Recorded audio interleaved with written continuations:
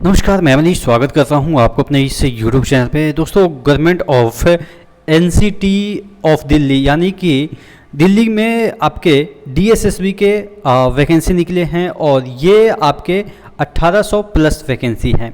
अब इसका जो फॉर्म का जो डेट है वो ऑनलाइन जो होगा वो आपके 17/8/2023 से स्टार्ट हो जाएगा, यानी कि 17 अगस्त से फॉर्म भरना चालू हो जाएगा और इसका क्लोजिंग जो डेट है वो आपके 15/9 यानी कि 15 सितंबर तक इसका फॉर्म भरा जाएगा। कौन कौन से जो पोस्ट हैं उसके लिए वैकेंसी निकले हैं और कितने वैकेंसी निकले हैं, क्या एलिजिबिलिटी क्राइटेरिया है, तमाम चीज़ों पे हम डिस्कस करेंगे।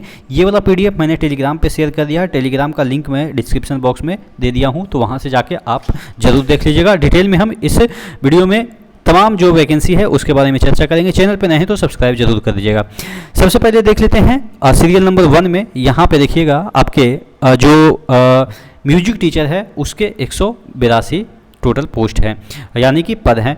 अब ट्रेंड ग्रेजुएट टीचर की हम बात करें तो 581 है। पब्लिसिटी असिस्टेंट की बात करें तो 1 वैकेंसी यहाँ पे है।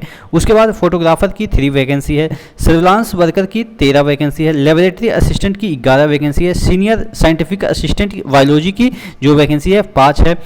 सीनियर साइंटिफिक असिस्टेंट बायोलॉजिस्टिक्स की आपके 5 वैकेंसी है। उसी तरीके से लेबोरेटरी असिस्टेंट जो फोटो है उसके 3 वैकेंसी है। लेबोरेटरी असिस्टेंट बायोलॉजिस्टिक के 7 वैकेंसी है। साइंटिफिक असिस्टेंट बायोलॉजी के 5 वैकेंसी है। लेबोरेटरी असिस्टेंट बायोलॉजी के 9 वैकेंसी है। साइंटिफिक असिस्टेंट बायोलॉजिस्टिक के 7 वैकेंसी है। लेबोरेटरी असिस्टेंट फिजिक्स के 2 वैकेंसी है। लेबोरेटरी असिस्टेंट ग्रेड 4 के 138 वैकेंसी है। असिस्टेंट के 118, टेक्नीशियन के 72, ऑडियोमेट्रिक असिस्टेंट के 13। उसके बाद टेक्निकल असिस्टेंट के ओटी के आपके 8 हैं। असिस्टेंट सिक्योरिटी ऑफिसर के 1, रेफरेक्शनिस्ट के 24 और ऑक्यूपेशनल थेरेपिस्ट के 12, रेडियोग्राफर के 32, स्पीच थेरेपिस्ट के 3, असिस्टेंट डायटिशियन के 25। उसके बाद साइकोथेरेपिस्ट के 21, असिस्टेंट ग्रेड 3 के 39, जूनियर पीए इंग्लिश 7, स्टैटिकल असिस्टेंट के 244। उसके बाद पीजीटी एग्रीकल्चर के 1, पीजीटी फाइन आर्ट के पेंटिंग के 2, उसके बाद पीजीटी ग्राफिक के मेल। इस तरीके से आप देख सकते हैं, पढ़ने में काफ़ी समय लगेगा।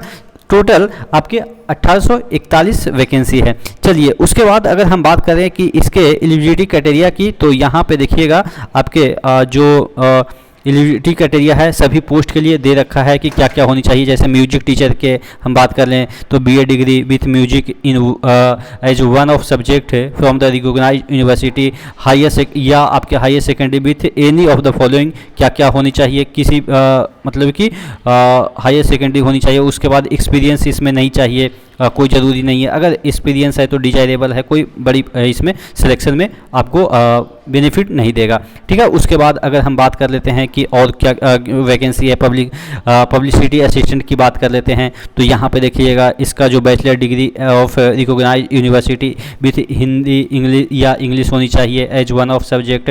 उसके बाद यहाँ पे आपके एज क्राइटेरिया की बात करें तो यहाँ पे आपके एज जो क्राइटेरिया है वो आपका जो है वो 32 बरस तक दे रखा है। ठीक है।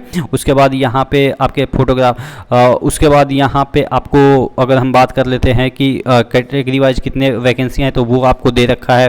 उसी के तरीके से आपके सर्विलांस वर्कर की हम बात कर लेते हैं तो वैकेंसी तमाम जो यूआर में 8 है, ओबीसी में 1 है, एससी में 2 है, एसटी में 1 है। उसी तरीके से लेबोरेटरी की हम बात, अच्छा पे स्केल की बात कर लेते हैं तो उसका 21,000 से 69,000 आपके लेवल 3 के पोस्ट हैं आपके सर्विलांस वर्कर की। लेबोरेटरी असिस्टेंट की बात कर लेते हैं तो ये आपका नंबर ऑफ वैकेंसी है। उसके बाद आपका यहाँ पे जो है वो देख सकते हैं degree in science with chemistry from recognised university आपके क्वालिफिकेशन है, या आपके इंटरमीडिएट विथ साइंस और chemistry from recognised university board university equivalent 3 year experience in ये हो या ये हो। ठीक है।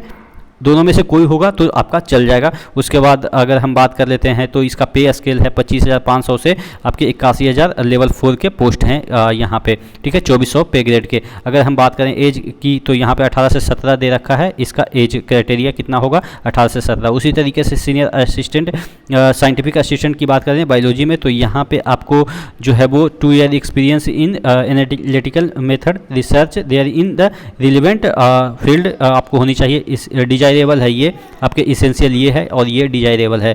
उसके बाद यहाँ पे इसकी ग्रुप बी की पोस्ट है और यहाँ पे आपके 4200 पे ग्रेड है और लेवल 6 के पोस्ट हैं। सीनियर साइंटिफिक असिस्टेंट की हम बात कर लेते हैं तो यहाँ पे आपको जो पे लेवल है वो 6 है और ग्रुप बी के नॉन ग्रेजुएटेड पोस्ट है। लेबोरेटरी असिस्टेंट की हम बात कर लेते हैं तो उस तरीके से अगर हम लेवल 4 का पोस्ट है और यहाँ पे आपको पे ग्रेड है जो 2400 पे ग्रेड है।